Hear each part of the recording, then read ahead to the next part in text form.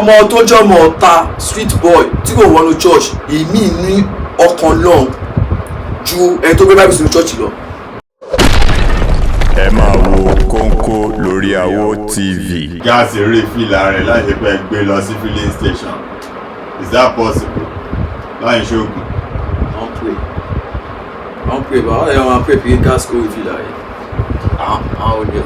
ìgbọ́ tí máa sọ pa prayer cannot sort a lot of things nìyẹn àkànmá máa dán olúwa ọlọ́run wa wò ní. wọ́n ti gbé prayer as 100% way to cure every problems in Nigeria. wọ́n lè máa gbé gas tẹ́ máa gbàdúrà kó wà fíl. ṣé ọlọ́run tó create the process àwọn tó develop ẹ̀ tó di gas tẹ́ máa lọ fíl ní filling station. ṣé àwọn tí ọlọ́run fún knowledge yẹ ọlọ́run ọwọ́ tó ń ṣe ni. ẹ kó máa dúró nínú ibì kan ẹ máa sọ pé ẹ ya ìbù no, that is the reason Nigeria is now in this place we are. We cannot be praying thinking prayer is everything, that we answer everything.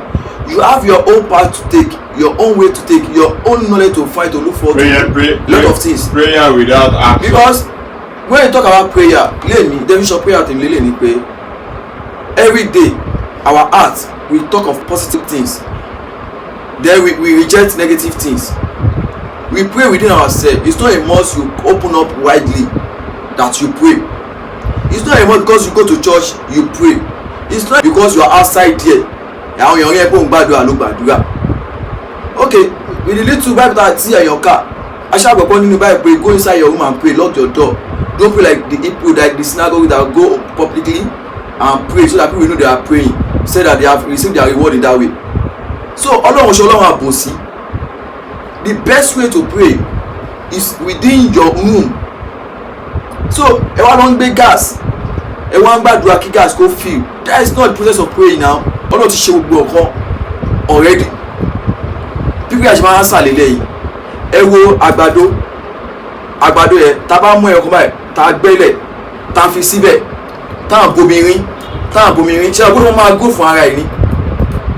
Kò ní pé àlàmọ́ máa lọ ṣe ó ń gò tó àṣẹ tá a fi fún ilẹ̀ yẹn ló fà á tí ẹ fi ń gò sókè fún ara ẹ̀. That is iṣẹ́ Ọlọ́run, àmì Ọlọ́run, iṣẹ́ Ọlọ́run nìyẹn. It's not because you need lórúkọ Jésù kíni kan oya TV move oya TV turn oya you want prayer to do everything for you. That is a lazy heart. mi ò mọ bọ́ nísìn ẹja wo nísìn òyìnbó or other countries tó wà into new inventions, they go deeper on their research, they come out with new thing and they build the thing, turn it to commodity and make life easier for people on earth. Ó ti yẹn it's not about they go mountain and pray and television ó tó fẹ́ déwájú wọn. Ó ti yẹn so most of the things táwọn pray for àwọn èèyàn kan ló ń ṣe. We pray for car èèyàn kan ló ń ṣe car. Ó ti yẹn àwa náà ò ṣe ní nǹkan táwọn máa ṣe fún ara wa. Ó ti yẹn tó yẹ gbogbo táwọn ìbò ń ṣe gbà mí kò ní jọ wá lójú. Exactly. So because we cannot do anything láṣọ bí àdúrà la máa fi fix gbogbo ẹ̀. Ẹ wo doctor, ẹ wo pastor. Tí doctor tí èèyàn bá ní wound kéèyàn ṣèṣe oyè ọ̀ kéèyàn kí a ní mọ́tò lásìlẹ̀ ẹsẹ̀ kan kíní kan ṣé ẹ lè pe pastor wa máa gbàdúrà síbẹ̀ ní pé kẹ́yẹ ẹsẹ̀ ẹ kó náà padà kí ẹsẹ̀ jẹ́ náà. àwọn kan kúkú wọ́n á kọ́ hospital lẹ́bi ẹ pé ọdún máa gbé lọ sí church. Exactly. wọ́n máa gbé wọ́n gbàdúrà fún. Meanwhile, God has given those who go and seek for knowledge about how to heal or how to save life, which are the doctors. So equipment or build knowledge láti ọ̀dọ̀ Ọlọ́run fi build yẹ. Gbogbo tó fi save life knowledge láti ọ̀dọ̀ Ọlọ́run fi ṣe. Ìsọ kárí pé gbogbo olùfẹ́ dúró pé bí Nàìjíríà ṣe dúró pé àdúrà kó máa sort everything. Ìlú gbogbo àgbáyé ò ní rojú. Because Ọlọ́run fẹ́ kẹ́ wá ìmọ̀. Kún ìmọ̀. Nínú ìmọ̀ yẹn lẹ́fí máa ṣe kó tó máa mú àlàáfíà wá sí orílẹ̀ àlàyé.